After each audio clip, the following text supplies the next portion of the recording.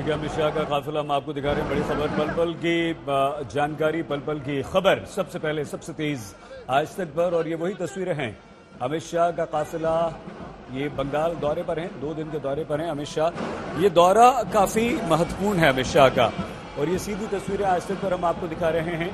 अमित शाह न सिर्फ 2 मंदिर में यहां पर जाएंगे, बल्कि जो संदेश बीजेपी की तरफ से लगातार दिया जा रहा है बंगाल की लड़ाई में, वो संदेश ये कि बहुत सारे टीएमसी के नेता जो हैं वो बीजेपी ज्वाइन कर सकते हैं, वो ज्यादा महत्वपूर्ण है। मां सिद्धेश्वरी के मंदिर में अमित शाह ये सबसे पहला, ये देखिए विक्ट्री साइन, और ये मीडिया को उन्होंने, मीडिया की तरफ इशारा करते हुए उन्होंने विक्ट्री साइन बनाया है अमित शाह ने। ये क्या संदेश है, ये क्या अमित शाह, देखिए आत्मविश्वास देखिए बीजेपी का यहाँ पर जबरदस्त है। और ये स्वामी विवेकानंद की प्रतिमा जहां यहां पहुंचे हैं अमित शाह। और न सिर्फ अमित शाह बंगाल के दौरे, 2 दिन के दौरे पर हैं, लेकिन अगले साल होने वाले पश्चिम बंगाल विधानसभा चुनाव के मद्देनजर अमित शाह ने अपने इस अभियान में युद्ध स्तर पर तेजी ला दी है। केंद्रीय मंत्रियों और केंद्रीय नेताओं को विभिन्न मोर्चों पर उन्होंने तैनात कर दिया है। 7 संसदीय क्षेत्रों की जिम्मेदारी एक कोर टीम बनाकर उन्होंने दे दी है। और ये जो आज अमित शाह के साथ बीजेपी के तमाम महारथी हैं वो मैदान में उतरेंगे। और ये वो तस्वीर महत्वपूर्ण है कोलकाता में, जहां इस समय अमित शाह ने देखिए पुष्प अर्पित किए हैं। और अमित शाह का ये दौरा काफी महत्वपूर्ण इस बात को लेकर भी होता है। और विक्ट्री साइन दिखाया है उन्होंने आज, बस अब से कुछ ही देर पहले। केंद्रीय गृह मंत्री अमित शाह पश्चिम बंगाल के 2 दिन के महत्वपूर्ण दौरे पर कोलकाता में इस समय हैं। रात में ही पहुंच गए थे। बंगाल में राजनीतिक उठापटक के बीच अमित शाह का यह दौरा काफी महत्वपूर्ण है। इस दौरे में अमित शाह बंगाल की जनता से संवाद करेंगे। टीएमसी के असंतुष्ट कई नेताओं के बीजेपी में शामिल होने की खबर, अब हम कहेंगे कि खबर नहीं है, बीजेपी के नेताओं ने अब से कुछ देर पहले कैलाश विजयवर्गीय ने इस बात को साफ तौर से कह भी दिया है कि टीएमसी के लगभग 10 विधायक, 1 सांसद और कई सारे नेता, पंचायत स्तर के जो नेता हैं वो शामिल होने जा रहे हैं।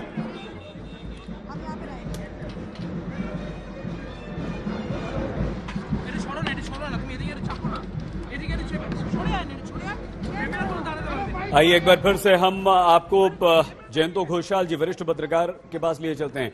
जयंतो जी, आपकी बात अधूरी रह गई थी, हमें ब्रेक लेना पड़ा था।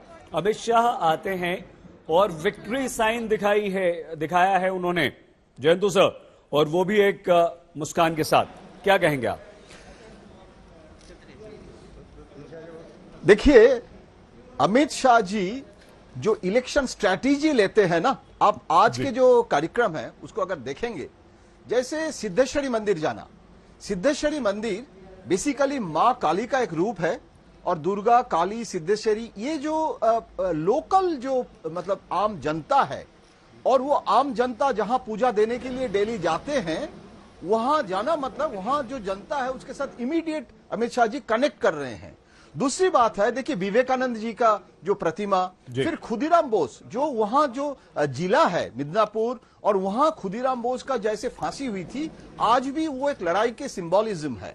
तो मैं ये कहना चाहूंगा कि ये एक साइकोलॉजिकल वॉरफेयर है जो अमित शाह जी ने चुनाव के पहले ही एक परसेप्शन क्रिएट कर रहे हैं, भाजपा क्रिएट कर रहे हैं कि तृणमूल तोड़ रहा है।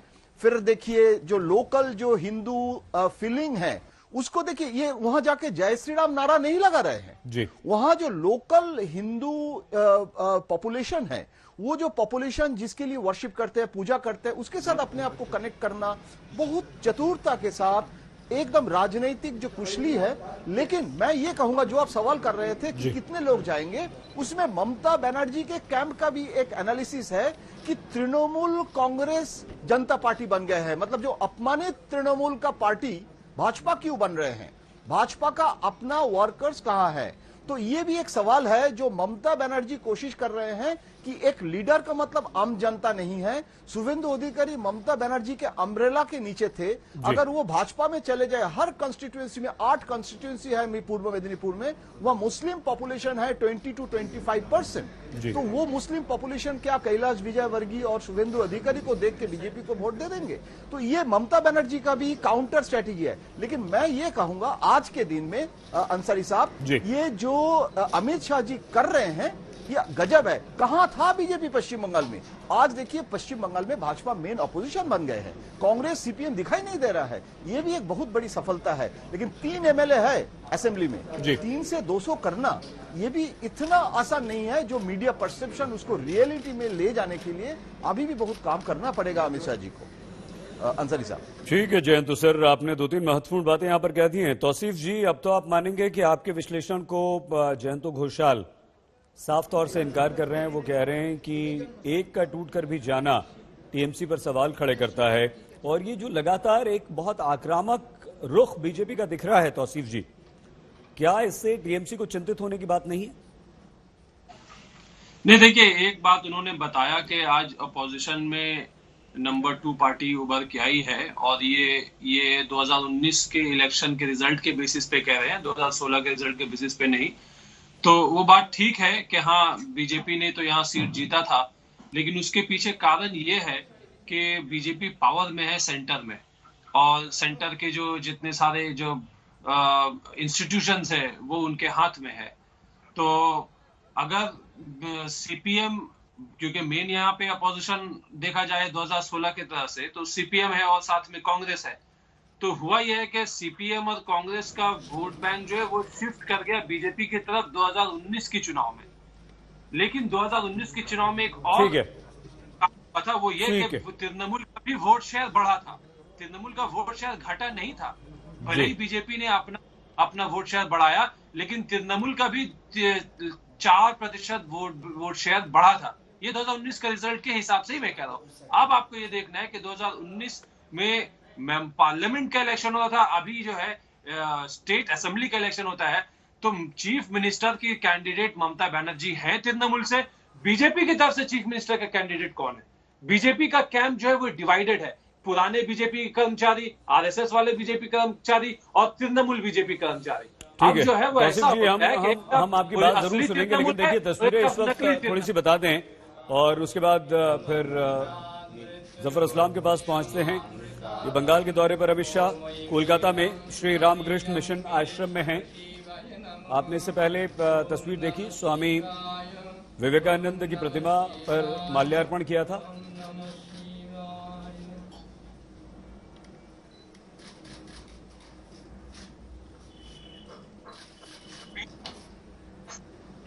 नमः शिवाय शांताय कर्णत्रय हेतवे निवेदयामि चात्मानं गतिस्थं परमेश्वर। ओम नमः शिवाय, ओम नमः शिवाय। ये कोलकाता में श्री रामकृष्ण मिशन में अमित शाह इस वक्त मौजूद हैं। पूजा वहां पर चल रही है। जय श्री गुरु महाराज जी की जय। और इस समय रामकृष्ण मिशन आश्रम में ही मौजूद इन तस्वीरों को हम तक पहुंचा रहे हैं हमारे संवाददाता ओनिंदो बनर्जी। ओनिंदो, क्या कुछ चल रहा है? आपको देखिए, आप क्या देख पा रहे हैं, बताइए।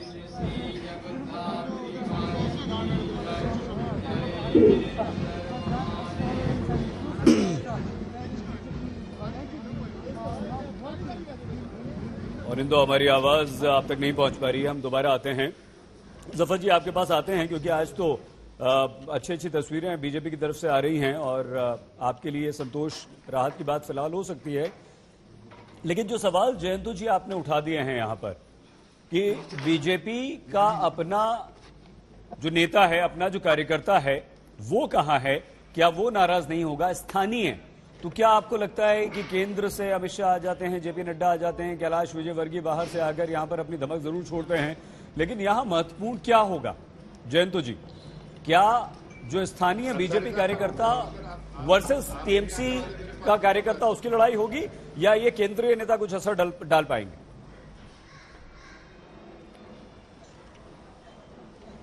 आप मुझे पूछ रहे हैं? जी जी बिल्कुल जयंतु सर। नहीं देखिए, अभी ये सबसे बड़ी चैलेंज ममता बनर्जी के लिए भी है, क्योंकि शुभेंदु अधिकारी 3 पोर्टफोलियो में थे। मिदनापुर में कोऑपरेटिव बैंक जो है वो 5 कोऑपरेटिव बैंक के चेयरमैन थे। फिर वहां हल्दिया पोर्ट जो है वहां के सबसे बड़ा पोर्ट यूनियन के लीडर थे, और हल्दिया डेवलपमेंट अथॉरिटी का भी चेयरमैन था। तो ये सब पद ममता बनर्जी ने दिए थे एज ए ट्रस्टेड लेफ्टिनेंट। अभी ये जो टूटना, और इसके कारण ममता बनर्जी के लोग, मैं कल भी बात कर रहे थे, वो लोग कह रहे थे कि जो एमएलएस को हम लोग टिकट नहीं दिया जा रहे हैं इस बार, क्योंकि anti incumbency of the MLAs हैं, वो हैव नॉट एमएलए भाजपा में जा रहे हैं, तो भाजपा को उसको टिकट देना पड़ेगा, और वो एंटी इनकम्बेंसी है। और हम लोग ये हर चुनाव में हर राज्य में होता है, जिसको टिकट नहीं मिलता है वो शिफ्ट करते हैं दूसरे पार्टी में जहां टिकट मिल सकता है। तो देखिए, अभी वहां एक एनालिसिस करके कम से कम 100 एमएलए में कम से कम 60-70 एमएलए को टिकट इस बार नहीं दिया जाएगा। तो वो 60-70 एमएलए को भाजपा ले ले। तो ये तृणमूल कांग्रेस कह रहे हैं कि ये जो एंटी इनकम्बेंसी एमएलएज हैं और वो हैव नॉट है तृणमूल में, उसको पता चल रहा है, लेकिन शुभेंदु अधिकारी ऐसे नहीं है। तो शुभेंदु अधिकारी का ग्रेविटी है। ठीक है सर, मैं आता हूं 1 मिनट आप, क्योंकि जफर इस्लाम बहुत देर से हमारे साथ हैं। जफर जी, जो लोग असंतुष्ट हैं टीएमसी से, जिनकी राजनीतिक महत्वाकांक्षा पूरी नहीं हो रही, वो आप तक आ रहे हैं, लेकिन कहीं ऐसा ना हो कि इससे आपका बीजेपी का जो स्थानीय कार्यकर्ता है, स्थानीय नेता हैं, वो नाराज हो जाएं, और इसका सीधे तौर पे संकेत दे चुके हैं। देखिए, 2016 में अभी तौसीफ साहब कह रहे थे भारतीय जनता पार्टी के परफॉर्मेंस के बारे में। 2016 में हमारे पास एक भी एमपी नहीं था, वहां से हमारे 3 एमएलए थे। 2019 में पूरा नजरिया चेंज हो गया है, पूरा जो आप वहाँ के पॉलिटिकल जो लैंडस्केप में चेंज हो गया है। हमारे 18 जो लोकसभा के एमपी हैं, प्लस हमारे राज्यसभा के भी जो बंगाल से एमपी हैं। तो ऐसे में जाहिर है कि हमारी स्थिति बहुत मजबूत है, और हम 40% वोट लेकर आए हैं 2019 के इलेक्शन में। 121 ऐसे कॉन्स्टिट्यूंसी है जहाँ पर हम बिल्कुल बहुत बड़े मार्जिन से जीते हैं। अब उसको हमने 2019 से अभी तक सींच के रखा है, जो 121 से बढ़ाते हुए जहां एकदम क्लियर मेजॉरिटी से जीते थे। ऐसे जगह जहां पर हम थोड़ा मार्जिनल इससे हारे हैं, वहां पर हमने बहुत मेहनत की। तो इस बार मुझे लगता है कि अगर हमें 280-300 सीट आए तो मुझे आश्चर्य 200 बड़ी सीटें आएंगी, पर 50% ज्यादा वोट आएगा और अच्छी सीटें आएंगी, ये मुझे पूरा विश्वास है। तो अब ऐसा लगता है कि हमके कम से कम 200 सीटें आएंगी इस बार इलेक्शन में, और हम प्रचंड बहुमत। ठीक है, वो तो लगातार आप कह रहे हैं, अमित शाह, जेपी नड्डा, आप लगातार सब कह रहे हैं, कैलाश विजयवर्गीय की 200 के पार हम जाएंगे, लेकिन जो आपका अपना कार्यकर्ता, आपके अपने स्थानीय नेता नाराज होंगे, कहीं वो आपको नुकसान ना पहुंचा दें। जफर जी, नहीं, बिल्कुल नहीं। भारतीय जनता पार्टी का कार्यकर्ता बिल्कुल डिसिप्लिन कार्यकर्ता होता है, उसको टिकट से मतलब नहीं, उसको पार्टी से मतलब है। पार्टी, लेकिन टीएमसी के जो लोग आ रहे हैं उन्हें तो टिकट से मतलब है। जयंतो जी साफ कह रहे हैं कि जिन्हें टिकट नहीं मिल रहा, जिनकी महत्वाकांक्षा पूरी नहीं हो रही, वो बीजेपी में आ रहे हैं। तो जाहिर सी बात है, बीजेपी में कुछ तो चाहेंगे ना आपसे, फ्री में नहीं आएंगे, कुछ तो आपको इनाम देना पड़ेगा। नहीं, देखिए, आप थोड़ा शायद सुरेंद्र जी अभी जो बोल रहे थे, आप पत्रकार साहब से पूछ रहे थे, उनकी सोच अलग हो सकती है। भारतीय जनता पार्टी की एक फिलॉसफी है, ये समझ लीजिए। फिलॉसफी है ये है कि हम लोगों का, जनता के सेवा करते हैं, सेवा के भाव से रहते हैं। बहुत सारे बड़े बड़े नेता हैं जो कि अभी सिर्फ काम कर रहे हैं, उन्हें किसी पद से मतलब नहीं। ये भारतीय जनता पार्टी है, ये कांग्रेस और तृणमूल कांग्रेस नहीं है। यहाँ पर जो भी आएगा पार्टी की फिलॉसफी को अपने को में बांध के आएगा, सींच के आएगा, इसलिए उसे मालूम है कि जो जीतने वाले हैं, विनेबिलिटी जहाँ रहती है उसी को टिकट मिलता है। भारतीय जनता पार्टी न जात पात न धर्म न ये, बल्कि विनेबिलिटी के बेसिस पे मिलता है। तो अगर उसमें से तृणमूल कांग्रेस के लोग ज्वाइन करते हैं, उसमें जब कोई विनेबल कैंडिडेट है तो 100% मिलेगा, मैं आपको बोलता हूँ जी। और हमारा कार्यकर्ता उसको बिल्कुल 100% उसको उस डिसीजन को सपोर्ट करेगा, इसलिए कि उसको ही पता है कि पार्टी सबसे पहले है, बाद में कोई कार्यकर्ता है। तो आप इस बात का मुझे जरा सा भी खदशा नहीं, डर नहीं कि कोई ऐसा पार्टी का कार्यकर्ता जरा सा भी आवाज उठाए, और अगर कोई आवाज उठाता भी है तो पार्टी में डिसिप्लिनरी एक्शन लिया जाए। एक आवाज तोड़ गई है, केंद्रीय मंत्री हैं आपके, उन्होंने तो कह दिया है कल। एक मिनट जफर भाई, आते हैं आपके पास। इंद्रजीत कुंडू हमारे संवाददाता इस वक्त पहुंच चुके हैं। इंद्रजीत, रामकृष्ण मिशन आश्रम से ही हैं, क्या कुछ चल रहा है इंद्रजीत वहां पर? और ये यहाँ स्वामी विवेकानंद जी को की प्रतिमा पर श्रद्धा सुमन माल्यार्पण पुष्प अर्पित करके क्या संदेश अमित शाह ने दिया? बिल्कुल, देखिए सईद, ये स्वामी विवेकानंद का जो घर है ये उत्तरी कोलकाता में है, शिमला स्ट्रीट में, और ये बहुत ही एक महत्वपूर्ण और सिंबॉलिक जगह है क्योंकि अमित शाह पिछली बार जब आए थे तो वो दक्षिणेश्वर मंदिर गए थे और इस वक्त स्वामी विवेकानंद के घर में वो आके उनको श्रद्धा सुमन अर्पित कर रहे हैं। अंदर है अभी इस वक्त 10-15 मिनट हो चुका है, अब वो अंदर है। यहाँ पे एक म्यूजियम भी बनाया गया है, उस म्यूजियम की दौरा वो करेंगे और उसके बाद हम एक्सपेक्ट कर सकते हैं कि कुछ देर में वो बाहर निकलेंगे और हमारे साथ जो मीडिया यहाँ पे है, मीडिया का जमावड़ा है, उनसे बात करेंगे, संबोधित करेंगे। दरअसल ममता बनर्जी और तृणमूल कांग्रेस से जो बार बार ये कहा जा रहा है कि बीजेपी जो है एक बाहरी पार्टी है, वो बंगाली अस्मिता, बंगाली कल्चर नहीं समझते, शायद उसी को काउंटर करते हुए अमित शाह का ये दौरा शुरू हो रहा है। आप देखेंगे पिछली बार भी जब आए थे वो दक्षिणेश्वर के मंदिर में गए थे और वहां पे पूजा अर्चना की थी। आज वो इस वक्त स्वामी विवेकानंद के घर में है।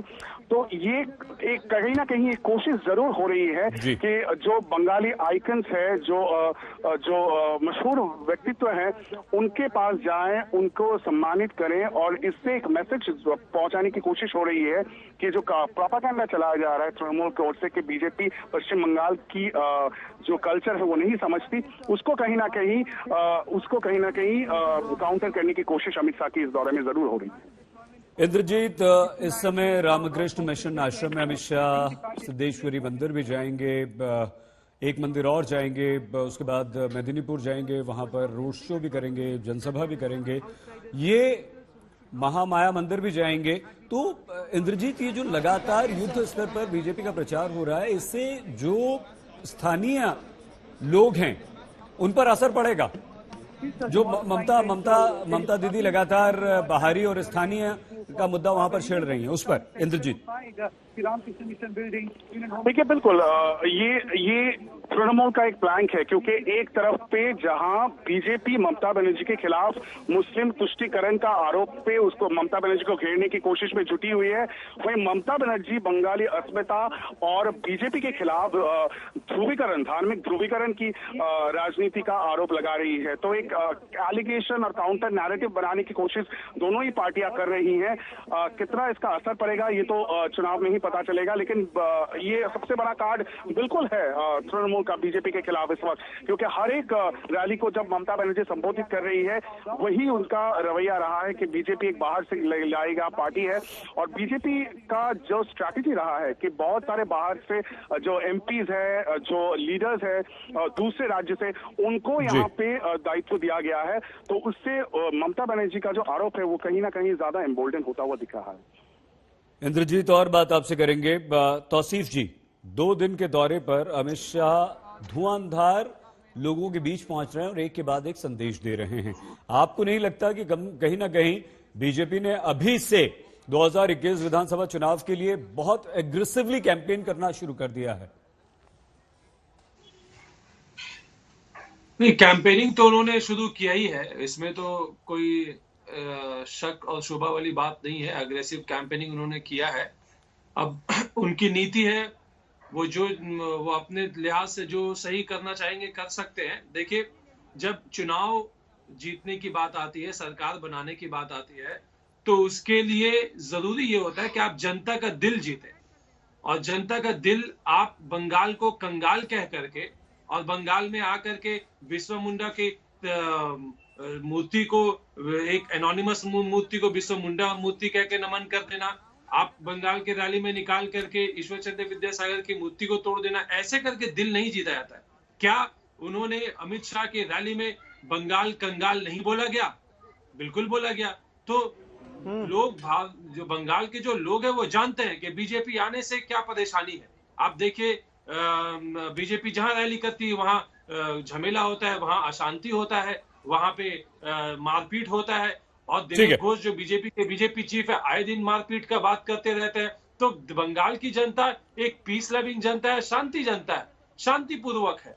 उनको ममता बनर्जी से कोई शिकायत नहीं है। बंगाल की जनता को ममता बनर्जी के कुछ लीडरान से शिकायत हो सकता है, लेकिन ममता बनर्जी से बंगाल की जनता को कोई शिकायत नहीं है। इसलिए ममता बनर्जी जहां पे जरूरत है अपने प्रत्याशी चेंज करेंगी, जिन लीडरों के खिलाफ शिकायत है उनको बदल देंगी, लेकिन जो 2021 की जो चुनाव है वो ममता बनर्जी ही जीतने वाली है। ठीक है जफर जी, जो बंगाली मानुष है उस तक पहुंचने के लिए क्या आपके केंद्रीय आलाकमान के वरिष्ठ नेता वहां पहुंचकर इस तरह के संदेश दे रहे हैं, इससे काम चलेगा, या आपको अभी ग्राउंड लेवल पर काम करना है, वो बंगाली मानुष को अपना बनाना है और उसे ये संदेश और उसे ये विश्वास दिलाना है कि आप खुद उस बंगाल के ही हैं, क्योंकि बाहरी का मुद्दा उठाकर कहीं नुकसान ना पहुंचा दे बीजेपी को टीएमसी? ममता, देखिए, हम अपने देश में, ये देश की पार्टी है, देश में इलेक्शन लग रहे हैं, वहां हमारे 18 एमपी हैं, जो लोकसभा के एमपी। ये बाहरी और लोकल, ये कौन सी बात कह रहे हैं? कोई भी, और बंगाल में बहुत सेंसिबल लगे हैं, ऐसी बातें कोई गवारा भी नहीं करेगा, कोई मानेगा भी नहीं। इसलिए सब जानते हैं कि यहाँ 18 तो उनके चुने हुए एमपी हैं, तो बाहरी क्या हुआ? और दूसरी बात मैं बताना चाहता हूँ कि आप कह रहे हैं कि हमारी जमीन पे लोग नहीं, जमीन हमारी बहुत मजबूत है, उनकी जमीन खिसक चुकी है, उनका घर जो है ऑर्डर में नहीं है, वो जिस तरह पिलर होते हैं सारे पिलर बिखर रहे हैं उनके, ये आपको मालूम होना चाहिए। जब लोग टूट रहे हैं और बड़े बड़े लोग उनके छोड़ के जा रहे हैं, जिसपे उनके जो मंजिल बनी हुई थी वो खत्म हो चुकी है। हमने तो अच्छा सा न्यू बनाया है जिसमें हम अपनी मंजिल बना रहे हैं, इमारत बना रहे हैं लोगों की सेवा करने के लिए।